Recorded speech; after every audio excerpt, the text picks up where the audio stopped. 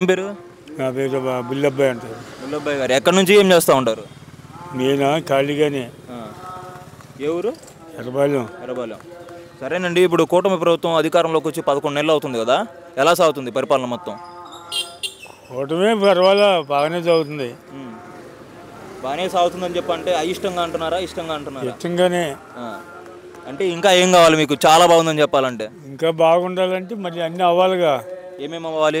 ఈ రోడ్లు అవి అయితేనే కదా ప్లాట్లు ఎవరి వాళ్ళకి ఇస్తే అప్పుడు ఇదిగా ఉంటుంది. సరేనండి, ఇప్పుడు జగన్ పరిపాలన చూశారు, ఇప్పుడు ఈయన పరిపాలన చూశారు 11 నెలల్లో, వ్యత్యాసం ఏమైనా కనిపించిందా మీకు? మరి వ్యత్యాసం కాని రాదా?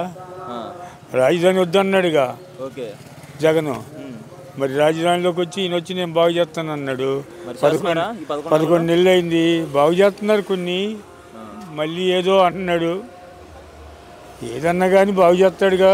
సరే, మోదీ గారు మొన్న వచ్చారు శంకుస్థాపన చేయడానికి, చూసారా మీరు? నేను వెళ్ళా. టీవీలో అయినా చూసుంటారు కదా. ఆ. అంటే నరేంద్ర మోదీ గారు 2015లో కూడా వచ్చి శంకుస్థాపన చేశారు, ఇప్పుడు మళ్ళీ వచ్చి చేశారు. ఈసారైనా మరి చేయడానికి ప్రతిజ్ఞ కొడతారా? ఇది కూడా దొంగ. దొంగ? ఎందుకు దొంగ?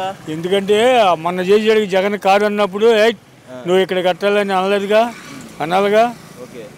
ఇప్పుడు నువ్వే శంకుస్థాపన చేసావు, అంతా చేసావు, ఎక్కడికో తీసుకెళ్తానండి 3 రాజధానులు అంటే అది ఎందుకు నువ్వు ఇక్కడే కట్టాలని అనలేదుగా.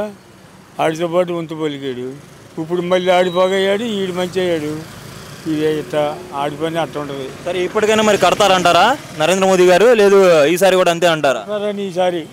ఈసారి కడతారు. ఎందుకంటే ఇప్పుడు మన ఆంధ్ర లేకపోతే వాడు బతుకులేదుగా. అది చేస్తాడని అనుకుంటున్నాం. ఈసారి టీ తాగుదాం, నాకు కొద్దిగా ఆయాసంగా ఉంటుంది.